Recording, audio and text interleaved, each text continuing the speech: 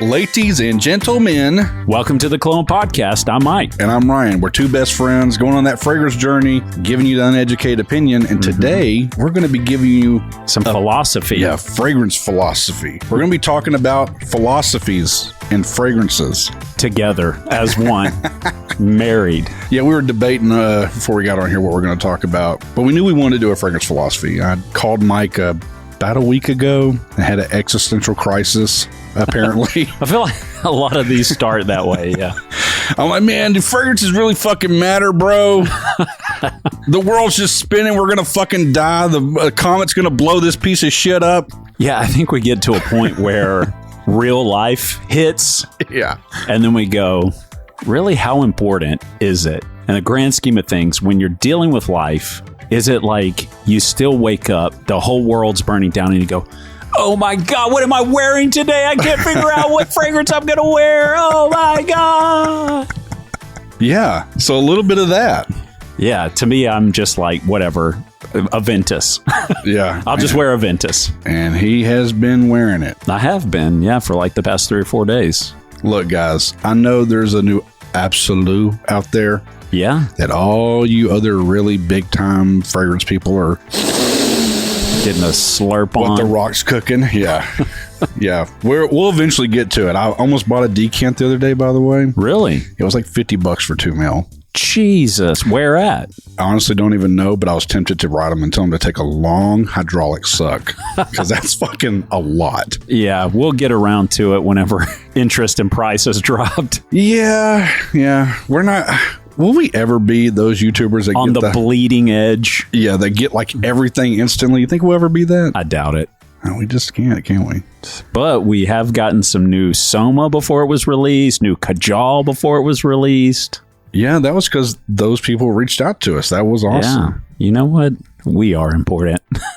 Hey, Creed, get your shit together. Come on. You don't know about us yet? Keep up. Fucking clown shoes, dude. But back on topic. Do fragrances really matter, Ryan? No. That's simple. We're done now. But yeah. Okay. No. Well, until next time. I mean, it's obviously a very opinion. It's an opinion. I mean, there's no factual to it. It's just going to vary from person to person. There's some people that just can't stand fragrances. Well, let's not speculate about the listeners. Let's talk about you and I. Oh, you're one just from my perspective. Does a fragrance matter to me? Yes. Oh, yeah. Yeah. You bet your ass they do. I love smelling good, man. I love smelling good things, and I love smelling good all the time. What about you, brother Mike? I think we need to break the question down more because I'm struggling with, in the itinerary of life, where does it fall in importance, you know? Because I think that's it. To a certain degree, yes, it is important. Do I wear a fragrance every day? I actually don't. I don't wear a fragrance every single day. I do. I know you do. Yeah. Wow. I feel like you do, though, because every time we've been walking the track more. Yeah. I do for you. It's something I do out of the sweetness. We'll be doing push-ups. I'm like, hey, what are you wearing today? Yeah. We got some more Ventus today, right? It's always a Ventus or Luna Rosa Carbon. Yeah. Yeah, well, I did put that on the other day, too. But I have a decent sized collection now. Yeah. And I think I'll just like, you know, the episode of Curb Your Enthusiasm where he goes to visit somebody and they have an office with a nice view. Yeah. And he sits down and he looks out the window and goes, hey, how long did it take for you to get used to looking out and seeing that? Oh, yeah. And he was like, I don't know, a week or something. He was like, it would take me about 15 minutes. Oh, so you're not impressed with fragrances anymore? Is that what you're kind of saying? No, I'm not saying that. I'm just saying I'm actually in a stage of life now where I actually have some real deep shit going on. Yeah. And it's like I wake up thinking about that and not thinking about, do I want to wear Santel 33 or am I going to wear Greenlee or, you know? Yeah, you're on that Ryan season 3 ending tip, huh? Absolutely. Yeah. You got to a point too where you were just like, life's too real for me right now to give a fuck about fill in the blank fragrance. Honestly, though, I feel like those are my favorite episodes so far of all of our seasons because it's like so real and raw. Honestly, it's taught me to be more real and raw going forward. I'm like, does this shit really have to have this hoity-toity bullshit with it, or can I just be real? Yeah. You know, I either love it or fuck that fragrance, you know? Right. It's been more fun for me. So apparently you've been hating it. Thanks for letting me know. No, I don't hate it. It is nice when you can free your mind. Yeah. You know, usually the rest will follow. But it's nice to stop and smell something new and go, oh, this was a nice little break from reality. Yeah. But then when you kind of get back into it, you know, I think that's why we have the dumb reaches, because I want to smell good. I want to be clean. Yeah. I had to switch deodorants that I'm using. So now the deodorant that I'm using now has more of a scent to it. So now I'm like using less fragrances. Wait, so you're not using the Mont Blanc? You're not using that one anymore? No. Why? Well, let me just throw a little complaint out there for the listener. Mont Blanc? Well, I think it has more to do with FragranceNet and Texas.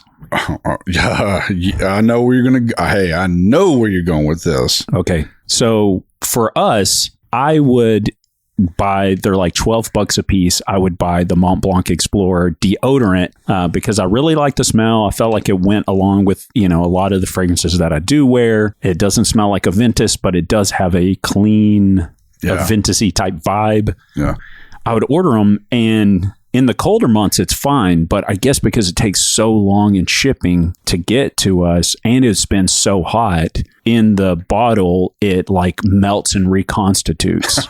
Yeah. And because of that, when I go to put it on now, it's just like a slippery mess that stains my armpits and makes me look like an idiot. So I bought like 4 bars of it, and I was like, I can't use any of these. Damn, they all got fucked? Yeah. Wow, for real? Yeah. So I just had to reach in the drawer to an old bar that I had of Old Spice. I need to go buy some more. But if you go buy them retail, it's like $30, and $30 for a deodorant is like way too much. Oh, that's fucking ridiculous. Yeah. So if you went to a department store and actually bought it, so it was nice, you know, whenever I would buy it from FragranceNet or wherever to get it at a discount, because it was like a more bougie deodorant and I enjoyed it. Yeah. And for that reason, I wore less fragrances, because sometimes you'd be like, man, you smell good. What are you wearing? I'm like, it's my deodorant, dog. So now I'm smelling like, you know, an old man. And I don't want to like get things to compete, but yeah, you know, younger me used to actually be obsessed with, of course, I didn't have this, you know, abundance of fragrance knowledge that I have now. Right. And I had a handful of fragrances, but I was obsessed with finding deodorants and lotions that smelled similar to those fragrances. Yeah. And I would always lather up with all of it. So I smelled, you know, like a whore. Well, I think for me, that's why I liked the Mont Blanc, because it complemented the fragrances that I was wearing. By the way, that's not where I thought you were going to go with this. I thought you were going to talk about how shitty the shipping is. And it's not necessarily their fault. Oh. The USPS is fucking garbage. Oh, yeah. For us, we've had multiple things get lost. And it's like, hey, on 4 bars of deodorant, no problem. But if you spent $350 on different fragrances that were supposed to come in, that's a nightmare. I mean, it gets rectified. Don't get me wrong. So that's like, again, it's not FragranceNet's fault. You get it eventually. Yeah, you get it, but it's just like I've waited a month for something to come that should have been in like less than a week. So me, like right now, I think because I am like really just dealing with some shit. Mm-hmm. Just with anything, you go through a season where, because you're going through harder things, it stills the joy out of the things that were like lighthearted in life that you got to enjoy more of. Yeah. And I just, unfortunately, I wake up in my mind with the heavier things of life to handle. Yeah. And so I haven't been just like so crazy about, oh, today I'm just like, wore the same shirt I wore yesterday. What I wear, a Ventus? Okay, spray it on again. You know, here I go. I'm like, hey, Mike, mustard stained shirt again, huh? It's a style choice. No, he's not that disheveled. In fact, he's the most put together I've seen him in a while. He's been trimming down. I have been. I actually want to talk about something, not to brag, but just to say, if you are needing some clarity in life, I read this book called The 12-Hour Walk. Yeah. And it's basically a challenge to walk for 12 hours straight and not listen to any music. You can't have your phone on you. It's like just you and your mind, and you walk for 12 hours nonstop. Did you unlock anything? I think I did. That's cool. I thought a lot about a lot of things, but I think the thing that I took back most was there's a study, Ryan, that Harvard actually put on. Okay. And I think it's the longest scientific study. Shout out to Harvard. Yeah. Thanks, guys. We have one friend that works at Harvard. So basically, we work there, you know. Yeah, we work there now because of that. Yeah, by proxy. But they did this study over the course of multiple people's lives, all the way throughout their life. It took multiple generations of scientists to do this study. This is a long-term study. I think it's the longest-term study ever done. But they would interview them throughout stages of life to see where happiness came from, right? It's like the biggest question to the human mind. Yeah. Is how do I be happy? You know, and the thing that they found that created the most happiness in life throughout some of these people grew up and became really wealthy. Some of these people became poor. Some of these people had huge families. Some of these people were single when they passed. Yeah. So like all this thing, but the thing that came down that most said that translated across all different lifestyles of everything was that where does happiness come from? And it was relationships. That was the main thing that throughout any stage of life, any person, if they were finding the most abundance of happiness and joy in their life, it was based on relationships. I can totally get behind that. I understand why. Immediately. I think that's why our friendship is so important. And I feel like we try to do as good of a job as we possibly can to continue to like foster that friendship. We try to do things outside of the podcast. And if you're on Patreon, you go, God, these guys are doing this other podcast idea or this other podcast idea. It's because Ryan and I are still living our lives outside of the fragrance podcast. And sometimes we go, maybe people want to interact with this like we do. Yeah. And so we put some mics up and chat about it, you know. But just dwelling on that. So on the walk, the only things I thought about were the relationships in my life and where have I spent the extra time to find understanding for that other person? Where have I allowed hurt to block my intent to find understanding? And how can I get more understanding so I feel less hurt by things? Yeah. So it was a lot of that. It was very like introspective. And by 12 hours in, I'm like hobbling and my ankles are bleeding. And as soon as I finished, I ran home and literally created an ice bath and sat down in it and like iced my legs for like 20 minutes. But it's not something I want to do all the time. But if you are in a place where you really need to deal with some shit, just giving yourself hours to just fight with thoughts. Yeah. That really did it for me. Just being able to spend hours. Didn't fix everything, but at least gave me... It opened up your mind. A starting point. Yeah. To say like, I can't see the direction that I'm going, but now I see my next step and I can take that next step. And that's all you really need in life is like, you don't have to see your way through the jungle. You just have to see the next step and see the next step. Take that. That's awesome, man. Yeah, just to go back a little bit in this conversation or what you were saying, our friendship has been great. I've always found happiness in our friendship. We have, just to be candid with you guys, we have literally, I didn't complete all of it with Myke, so I'm an asshole for this, but we have literally very early on have done jobs where we worked all day long for $75 to split between the two of us. Yeah. And even at that time, just to be fair, to show you how awesome Myke was, I think Myke just giving me the $75 and he basically worked for free. Yeah. But we had fun with that. Same thing like when we started doing weddings. Look, hold on. Let me You got to open up a tall boy for these kind of conversations. Let's do it. When you start talking about weddings and stuff. Yeah. So weddings are the single most funnest thing that we loved, like, kind of doing for a while. Yeah. Not really the editing, not dealing with brides and their family. That shit sucked. Yeah, that was hard. To clarify, we made wedding videos for couples. But we always had fun at every wedding. We'd be like, man, did you try those fucking chicken wings over there? Yeah. You're like, no, but dude, the cake, they got 2 cakes over there. They got a vanilla. They got, like, we were constantly always comparing things like, hey, remember that last wedding? They had the chocolate pudding biscuit thing going on? Oh my God. What was that? Chocolate cobbler. Yes. Chocolate cobbler. And I've only had it once in my life, and I've been chasing that. Was it sensation. that one time? Yeah. It was ridiculous. I don't know how to describe what it was, but it was good. But long story short, even when we would have bridezillas, and they're like, you fucking ruined it, you bitch! Fuck you! We'd be like, God damn, this is going to be a great video. Yeah. It's going to be a lot of fun trying to edit a love story out of this. And we did good with that, I think. I think it's because we had constant obstacles we were trying to, like, get through, and that, like, builds camaraderie. It so does. We're, like, trauma bonded from it. And the best is Myke would fuck up something, and it was never a big deal. But if I fucked up something, man, Myke would drive home white knuckling the whole way, holding grudges against me. Here we go. The fucking Star Wars wedding. I forgot to get the exit. No. Here's the difference between Ryan and myself. If I missed something, I was distraught. I was like, how could I let myself do this? Why wasn't I prepared? Ryan would be like, it's fine.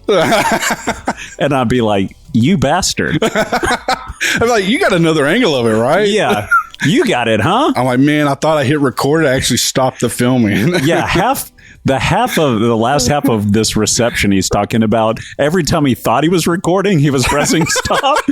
And then every time he thought he pressed stop, he was recording. So it's all like the camera pointed at the ground. Yeah. Or like, I'm like holding it between my arms, taking a piss. Yeah, dude. I was like, good God.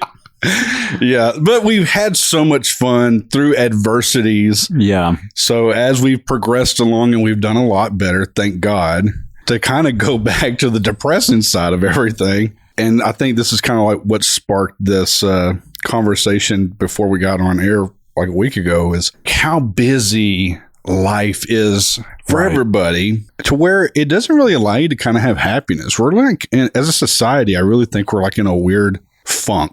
I don't think, and I mean, look, I don't know how other countries are, just kind of speaking about America. We've mentioned it a couple of times. I don't give a fuck about sides of politics. I'm not a conspiracy theorist on anything. I just think the whole system pretty much sucks. Yeah. And I think we're all so busy. We're all chasing a dream, but everything's under a microscope at the same time. Think about this. Everybody that's listening to this episode, and the millions of people that aren't, but billions. Yeah. But when everybody every day is literally getting online to find some type of relief in comedy. Yeah. And I don't mean movies. I just mean like in memes. And we just did I saw Clements and Andrea did a AI yearbook thing. So I did it and showed Myke, and he just did it. We're all looking for these things to kind of like forget about. Dull the ache. Yeah, we're doing so much to like forget about things, you know? And it's like the problem with it too is I look at people, even ones that are close to me, and the things you want, you're like doing the opposite things to get what you want. Yeah. Like I look at relationships and people go like, I want this person to be more open, or I want more of this person's attention. Yeah. But instead of going, hey, Ryan, I miss you, I want more of your attention. Yeah. They go, I'm going to ice Ryan out and see if he comes my way. Mm-hmm. And it's like all these like mental games without any transparency of just going, here's how I feel. Here's what I want. You know, like all the things that you're scared about, you're running from, you're doing the things that are taking you further away from what you actually want. That's the frustrating part about life, is we're all playing a game. Man, we definitely are. It's so true. And I remember when me and Mike were starting to make some decent money, I was like, man, I can't wait to make some decent money. Fuck that $75.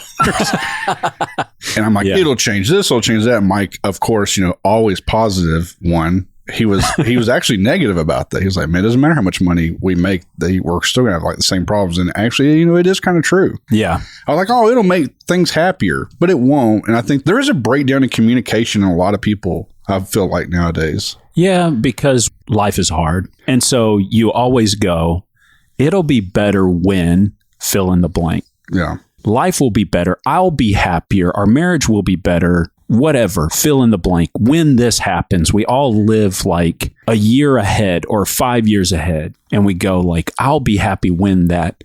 Yeah. And there's somebody who tweeted a quote that said, you've already achieved a lot of things that you thought were going to make you happy.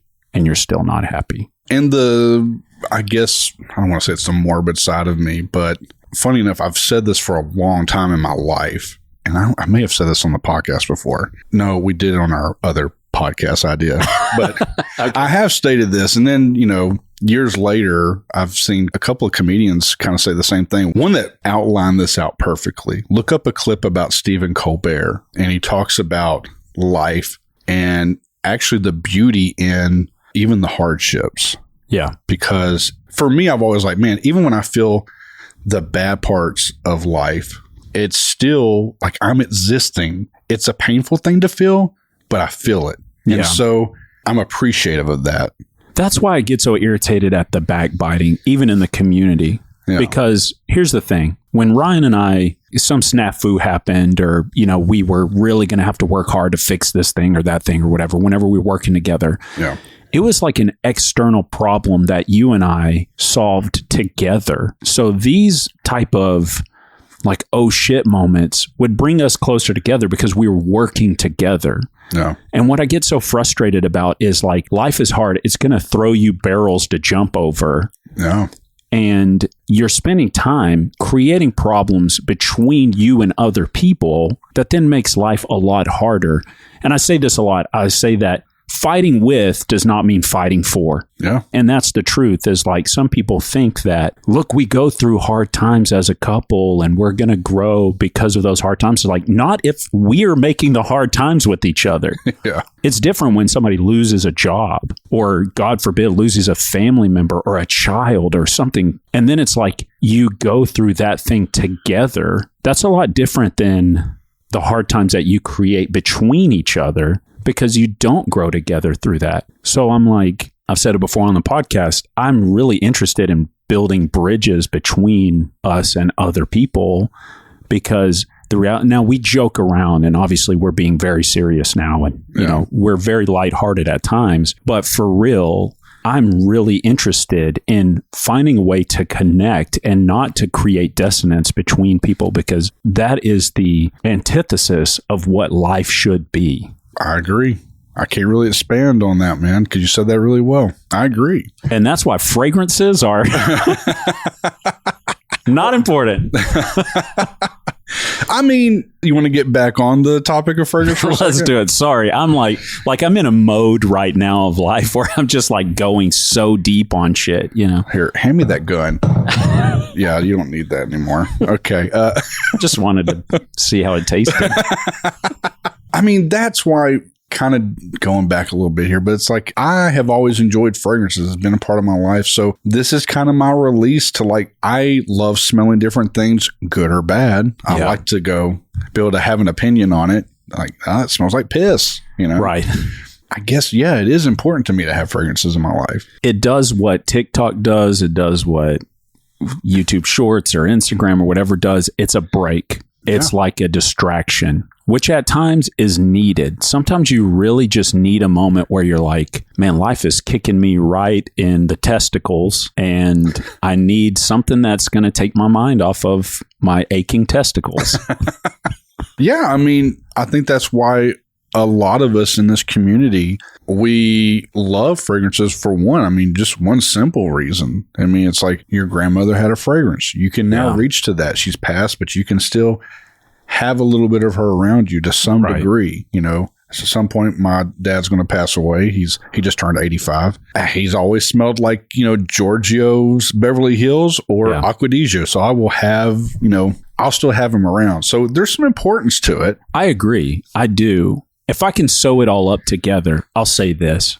Like, life is hard. Fragrances provide an opportunity to get outside of the difficulty and just enjoy something.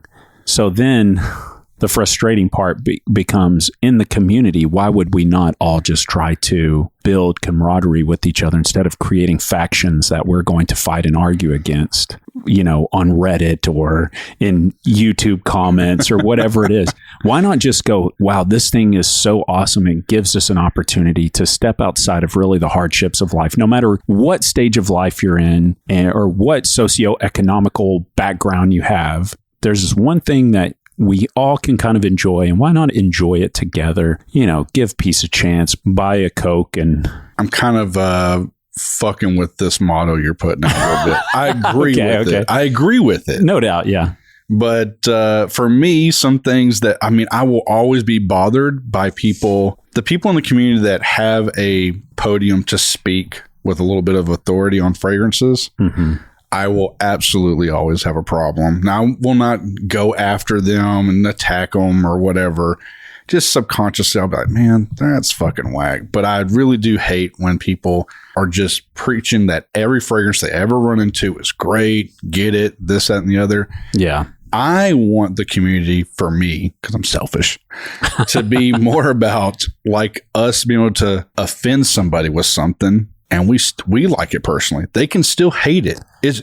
Dan was a great example. When he came on the show, we talked about we did not like the Raja Dove. Yeah. What's it called? Parfum de la Nuit. One. Yes. Yeah. And he was like, oh my God. And I was like, yeah, it smells like piss. And he was like, you know what? That's actually true. And it can still smell good. Yeah. And I can love it and it can still smell like piss. Yeah, exactly. Because that's the fun part to me. That's what's been great when we've had episodes where you really hate something and I really love it, or I really hate it and you really love it. Those are honest opinions. And I love that back and forth, Right. It's kind of like talking about your favorite teams and somebody's like, oh man, Dak Prescott fucking sucks, dude. It's like, but it's, I don't know. For me, that's fun. In fact, we just got an email from Doug, which is a friend of the podcast. He has a Patreon. He's won a couple things there. For sure. Yeah. But he wrote us talking, which fragrance did you, the Kajals, right? Mm-hmm. Yeah. The new Kajal fragrances, 3 and 4. He liked 3. And the 4, he was like, it's okay. But then after 10 minutes, he like really loved it. Yeah. And then he said, his wife said, I don't know what you're wearing, but wash that off. And he was like, she hates it. I'm absolutely going to buy this. Yeah, exactly. Sometimes you got to do things for yourself, I just feel like in this community sometimes, I may be getting off a little subject here, but I do feel like sometimes people are afraid to really speak an opinion about something. Yeah. And that's the part that's disheartening to me that I want to be more of. Right. If these people that put out fragrances really stand by, like, I'd rather somebody have a strong negative or a positive fragrance, not a review of something, not just meh, then I think we're allowed to be that way without it coming off like we're just being assholes to the community. Right. Yeah. Like, you're allowed to have your own opinion. It's like when we were in grade school and like, oh, you can't not like that, or you're not cool. You can't not like the things that, and I feel like, are we past that yet? I mean, we're adults. I mean, you can have an opinion and not like something. It's okay. Yeah, I just feel like we are kind of conditioned to be against each other a lot. Absolutely. That's why I was like, man, life is so crazy. We really are. We get online and we all can kind of like the same thing as far as comedy goes. Yeah. But then we split off into factions over the dumbest shit. Yeah, that's tough, man. Look, life sucks and it's hard, but it can be rewarding. And the way you make life rewarding is to enjoy people. But I think it takes quite a bit of transparency and honesty to really enjoy a relationship. That's what I love about mine and yours. It's like, I know exactly how you feel because you'll tell me exactly what you're thinking. Yeah. And you're not afraid to offend me, tell me I'm wrong, tell me that you completely disagree. But do we ever really fight about anything? No, we have heated conversations. We have robust dialogue, but we don't actually fight to the point where we're angry at each other. No, not at all. But I have had Myke on the ropes where he was like, "You're a fucking idiot." Yeah. I mean, and I felt like I was being honest and truthful and transparent with you when I said that.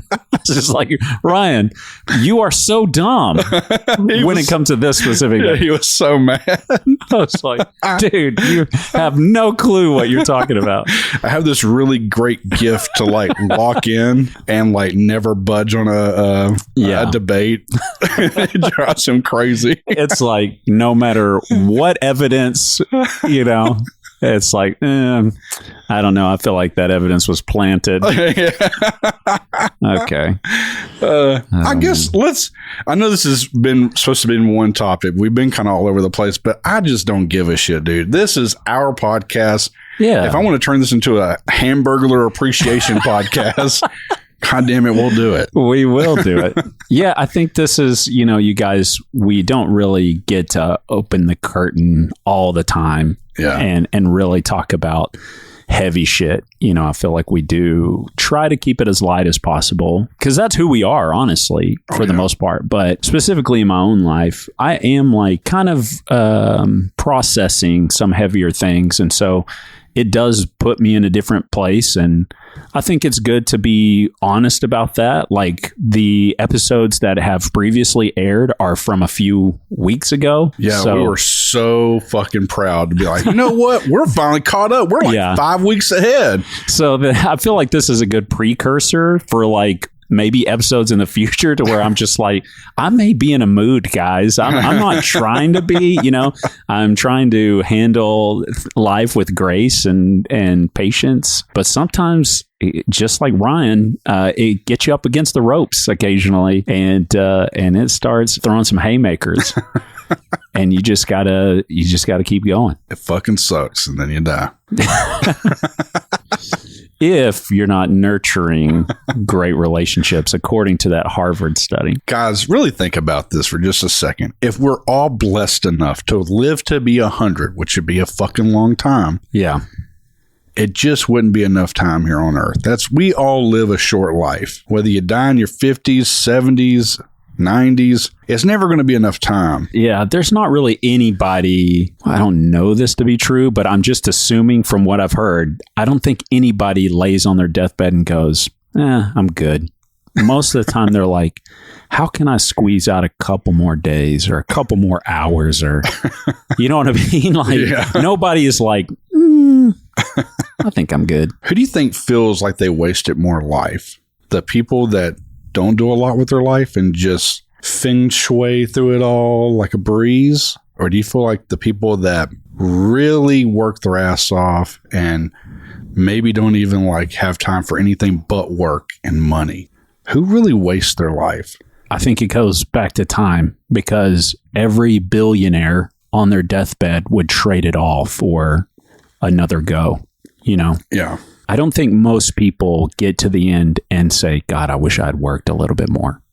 Yeah, you know, I would not be that person. I think they go, I wish I wouldn't have held these grudges. I wish I would have spent more time with my kids. You know, I wish I would have fill in the blank. It's all in like the most valuable resource is our time. And that's the one thing we just give away. That's why I have no social media apps on my phone. Because I'm like, I'm not going to give away 2 or 3 hours a day to an algorithm or somebody else. And look, shit's funny. You send me stuff from time to time. It's funny. It's good. It makes you chuckle. There's hilarious dogs on there that like give you like all the good feels. And I know it's great. It's built to be that. But we are typically more stingy with our money and more generous with our time. And it probably should be the opposite. And I think that's what people regret. Yeah, I agree with that. Like anytime, I'm a hypochondriac, people. So anytime I've ever gotten like really sick, and there was one time, probably actually almost 10 years ago, it was over 10 years ago, I got really sick. I was exposed to black mold. Yeah. I probably ended up getting cancer. Daily. Daily, right, yeah. You were living in an apartment with it. And man, I got hospitalized for a week. I could not bring down like 104 or 5 degrees, some crazy temperature. Yeah. Doctors are doing every fucking test on me possible. Felt like Dwayne "The Rock" Johnson was sitting on your chest. Dude, it was insane. It was insane. They were like, they thought I had Mediterranean fever. They're like, have you went into this before all this other, COVID and bullshit? But like, they could not figure it out. Here's the crazy thing. It was so crazy and so shocking. And I mean, they had me in, they were like doing tuberculosis prep, like make sure I didn't have that.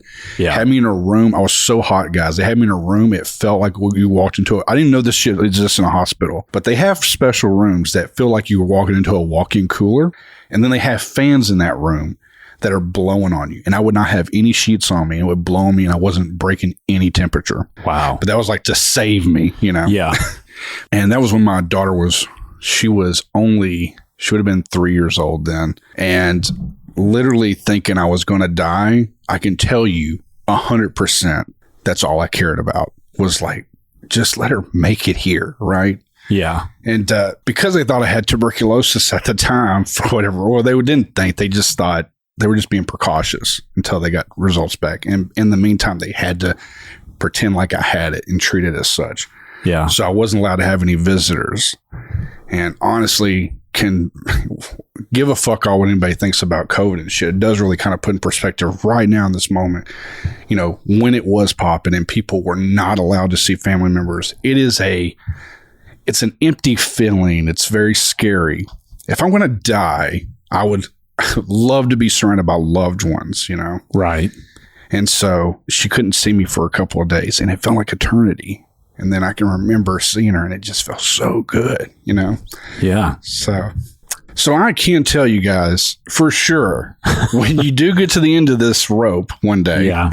Or think you're at it at least. You're going to want to surround yourself with, especially like your immediate family. I'm not saying you had to have kids. Just your immediately close family, very close friends. You're going to wish you spent as much time with them as possible.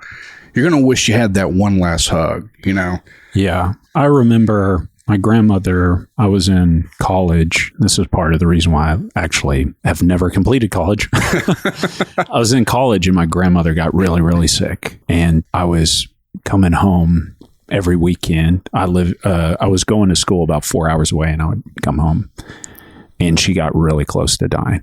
And she said, she's really religious. She just said, I just kept praying, if I could just live to see Myke get married, then you could take me on home. And she ended up pulling out, and it was a long road. So I ended up moving back. And then a little bit before she actually passed, she was in the hospital with pneumonia again. And it was looking pretty bad. And she couldn't open her eyes, and I didn't hear about it till I guess she'd been checked in. My aunt took her. She had been there and I was out of town and I got there as fast as I could. And I remember I came in and she heard my voice and she said, Myke, I'm about to go, but I prayed that God would let me live long enough for you to get here just so I could say goodbye. Mm. And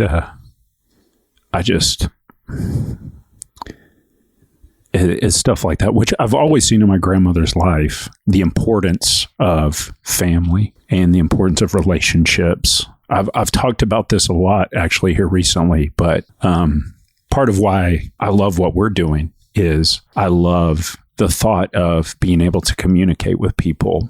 And I just remember growing up that, how difficult it is to talk with kids. Oh, yeah. It's tough, even when you love them so much.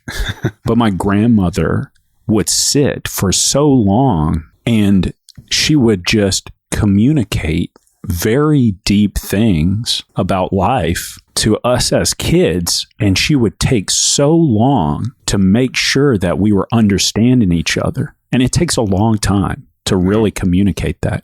And so the communication is everything. And it's part of why I love what we do here, because we are getting to enjoy this technology that allows us to communicate things all over the world. I mean, I'm shocked at all the places we have listeners. So fragrances they're important for that too, because they have opened up a door. Yeah.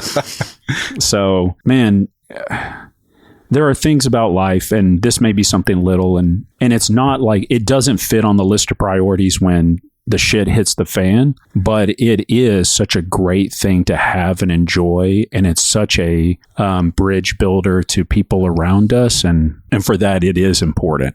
Very much so. I mean, it's led us to connect with people we would have never connected with ever. Yeah.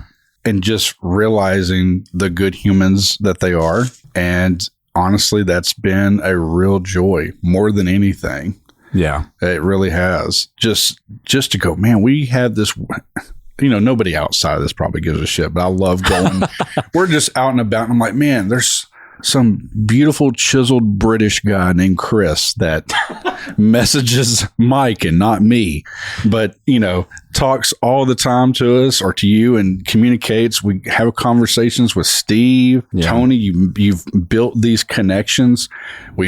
Have built a connection with Mo from Kajal. Very realistic human beings that are just very supportive. It's great to actually get to interact with people, and you get, like we said on a conversation with Justin Copeland, we were saying that when you start building an audience, it's easy to like just see these numbers as numbers and instead of people. And I think it's also easy to see that with content creators as well. Like they're just creating this thing that you consume, and they offer this one sliver of who they are as a form of content, but they're so much deeper than that. And just being able to actually interact with them and get to know them and see them as deep, thoughtful human beings, instead of just some face that was talking about Lamal Elixir or something. You really get to know them. I think that's what I appreciate about all of that, especially like the times that we have got to interact with, like Steve, for example, who went through this weight loss transformation, and like we were talking back and forth, and he was trying to encourage me, but I was totally, breaking my diet all the time, and he was killing it. And then like me and Chris would talk about like fatherhood, and he was talking about how all the steps he was taking to build these memories with his kids, and that was like inspiring me. And I was like, God, I need to have that mentality. Like there's not a second to waste. I've got to capture every moment I can. I've got to build every opportunity into enjoying my kids before they're off experiencing life as individuals, so like you get to interact with these people, and then they're not just like somebody who's giving you information about a new fragrance, but you're like, they're real people and they're real deep, and we appreciate that. For sure. And honestly, just to put a little cap like on our friends of the podcast, everybody that writes us, from hate mail to love mail to, right. I mean, we really try, guys, to respond to everything. So if we haven't responded to you as quickly as you'd like, it's not that we're ignoring you. We have real life jobs and stuff that goes on, and right. And sometimes they're big projects, sometimes they're small. It doesn't matter, but we're usually pretty busy. And then when we have free time, we're trying to make content. But there are plenty of times where I'll just be laying in bed. I'm usually the late out. Myke goes to bed by like 8 or 9, but I'm usually up. Well, I wish. But by 10:30, I'm definitely trying to be asleep. But it is throughout the day. I'm serious. We have a 24-hour cycle, but throughout the day, we constantly get messages or emails sent to us. And it really is nice to connect with people that have, they're like-minded and things that we like, and can laugh about stuff we've said in episodes prior. Making connections with people like Doug, who him and his wife, I believe, foster children. It's like him writing. I mean, this may seem so trivial, but it's not. Him writing, we just gave a fragrance away. Yeah. And he really was just beside himself that he wants them. It's like it was a relief from the stress of everything going on in his life. Connecting with a young lady in Australia named Helen, who just sent us a badass gift box of dark chocolate, which a couple of them were actually amazing. I'm not even a fan of dark chocolate. Right. It's crazy to think, and sorry, Helen, I'm about to say something really creepy. No, not that I love her. But I'm that weird content creator here. Whenever we get new followers, I like to look at their life on Instagram and see who they kind of are. And somebody like Helen, who's like, looks like they're really well versed and well dressed. Like, I feel like honestly, they probably wouldn't say hi to us on the street if they didn't know us. But I'll blame them. I'm not saying anything mean here, but I do think it's so cool that they connect this person that it's kind of judgmental on me as a human. Me going, there's no way somebody like that would connect with us, but they connect with this podcast enough to listen to it. And not only that, but to send something so thoughtful and connect. I love that this kind of thing it provides shit like that. And that's what I love, that connection with other people. Yeah. It's what it's all about. So sorry if I got a little rambly there. God, I'm the rambly one. But I'll just say that fragrances do build a bridge, and that is important. That is definitely important. Relationships are the most important thing. And if we can utilize fragrances to build relationships, then fine, they're important. And until next time, spray it up, y'all.